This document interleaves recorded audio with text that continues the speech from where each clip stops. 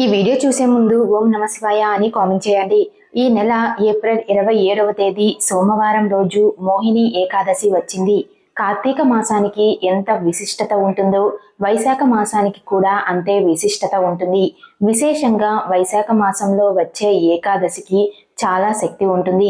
ఎందుకంటే ఈ ఏకాదశి రోజునే క్షీరసాగర మదనం జరిగింది. ఈ సమయంలో శ్రీ మహావిష్ణువు మోహిని అవతారాన్ని ధరించి దేవతలకు అమృతాన్ని పంచిపెట్టాడు. ఈ ఏకాదశి రోజున ఎన్నో అమృత గడియలు ఏర్పడబోతున్నాయి. కాబట్టి ఈ ఏకాదశి రోజున శ్రీ మహావిష్ణువుని పూజిస్తే మీ కుటుంబానికి ఎన్నో శుభ ఫలితాలు కలుగుతాయి. మోహిని ఏకాదశి పూజా విధానం అలాగే పాటించాల్సిన నియమాల గురించి ఈ వీడియోలో తెలుసుకుందాం. వీడియోని స్కిప్ చేయకుండా చూడండి. మా తెలుగు ట్రూ ఫాస్ట్ ఛానల్ని ఫస్ట్ టైం చూస్తున్నట్లయితే మా ఛానల్ని సబ్స్క్రైబ్ చేసుకోండి. ఈ మోహిని ఏకాదశి రోజున ప్రతి ఒక్కరూ ఇంట్లో పూజ చేసుకోవాలి. ఎందుకంటే ఈ రోజున చేసే పూజలకు 1000 రెట్లు ఎక్కువగా పుణ్యాన్ని పొందవచ్చు. ఆర్థిక సమస్యలు తొలగిపోవాలన్నా, మంచి ఆరోగ్యం లభించాలన్నా, కోరిన కోరికలు వెంటనే నెరవేరాలన్నా ఈ ఏకాదశి రోజున తప్పనిసరిగా ఇంట్లో పూజ చేసుకోండి. మే 27 సోమవారం రోజు ఆడవారు తెల్లవారుజామునే నిద్రలేచి ఇల్లంతా శుభ్రం చేసుకుని ఇంట్లో దీపారాధన చేసుకోండి. విశేషంగా ఈ రోజున వెంకటేశ్వర స్వామిని పూజించాలి. తులసి దళాలతో స్వామివారిని పూజిస్తే సకల ఐశ్వర్యాలు చేకూరుతాయి. కాబట్టి కొన్ని తులసి ఆకులను ముందుగానే సిద్ధం చేసుకోండి. పూజ ప్రారంభించే ముందు ఆడవారు కుంకుమ బొట్టు పెట్టుకొని కాళ్లకు పసుపు రాసుకొని పూజ గదిలో ఒక చిన్న ముగ్గు వేసుకొని ఇంట్లో పూజను ప్రారంభించాలి. విశేషంగా ఈ ఏకాదశి రోజున పిండి దీపాలు వెలిగిస్తే చాలా మంచిది. బియ్య పిండిలో కొంచెం పాలు పోసి ముద్దలాగా చేసి 2 పిండి దీపాలు తయారు చేసుకోవాలి. ఆ పిండి దీపాలకు కుంకుమ బొట్లు పెట్టి నువ్వుల నూనెతో కానీ ఆవు నెయ్యితో కానీ దీపారాధన చెయ్యండి. ఏకాదశి రోజున ఏది చేసినా చేయకపోయినా పూజ గదిలో పిండి దీపం వెలిగిస్తే చాలు. ముక్కోటి దేవతలందరూ మీ ఇంట్లోకి అడుగు పెడతారు. వెంకటేశ్వర స్వామి పటానికి తులసి మాలను సమర్పిస్తే మీ కుటుంబం అంతా ఆయురారోగ్యాలతో, అష్టైశ్వర్యాలతో, సుఖ సంతోషాలతో, సిరి సంపదలతో జీవిస్తారు. ఈ సంవత్సరానికి సరిపడా ఐశ్వర్యం కూడా లభిస్తుంది.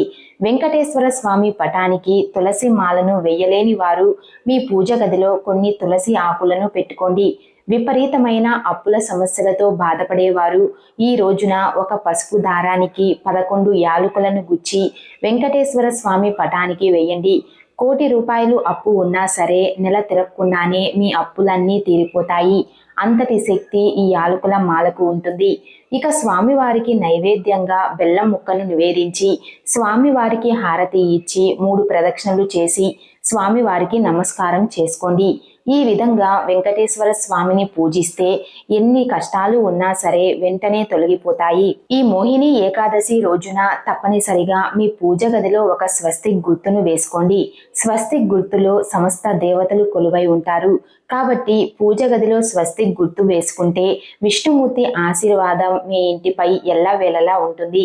ఈ ఏకాదశి రోజున లక్ష్మీదేవిని పాలతో అభిషేకిస్తే తిన్నా తరగని ఐశ్వర్యం మీ ఇంటికి లభిస్తుంది. సకల పాపాలన్నీ తొలగిపోతాయి. అలాగే ఈ ఏకాదశి రోజున మర్చిపోకుండా ఒక చిన్న లక్ష్మీదేవి ఫోటోని ఇంటికి తెచ్చుకోండి. లక్ష్మీదేవి చిత్రపటాన్ని ఇంటికి తెచ్చుకుంటే మీ ఇంట్లోకి లక్ష్మీదేవి సంతోషంగా అడుగు పెడుతుంది. లక్ష్మీదేవి ఆశీర్వాదంతో మీరు త్వరగా ధనవంతులు అయ్యే అవకాశం ఉంటుంది. విశేషంగా ఈ మోహిని ఏకాదశి రోజున ప్రతి ఒక్కరూ పసుపు రంగు వస్త్రాలను ధరించండి. సోమవారంతో కలిసి వచ్చిన ఏకాదశి రోజున పసుపు రంగు వస్త్రాలను ధరిస్తే మీ జాతకంలో ధనరేఖ పెరుగుతుంది. మీ జాతకంలో అదృష్టం తాండవిస్తుంది. ఇక జాతక దోషాలతో ఇబ్బంది పడేవారు, జాతకంలో దురదృష్టం వెంటాడుతుందని బాధపడేవారు ఈ ఏకాదశి రోజున తప్పనిసరిగా కాలికి నల్లదారం కట్టుకోండి. మీ జాతకంలో అష్ట దరిద్రాలు తొలగిపోయి విపరీతమైన అదృష్టం కలిసొస్తుంది. ఏకాదశి రోజున ఆడవారు ఉపవాసం ఉంటే మీ భర్త ఆదాయం విపరీతంగా పెరుగుతుంది. ఏకాదశి రోజున ఒక పూట ఉపవాసం ఉన్నా సరే 1 కోటి జన్మల పుణ్య ఫలితం లభిస్తుంది. మీ కుటుంబానికి సకల ఐశ్వర్యాలు చేకూరుతాయి.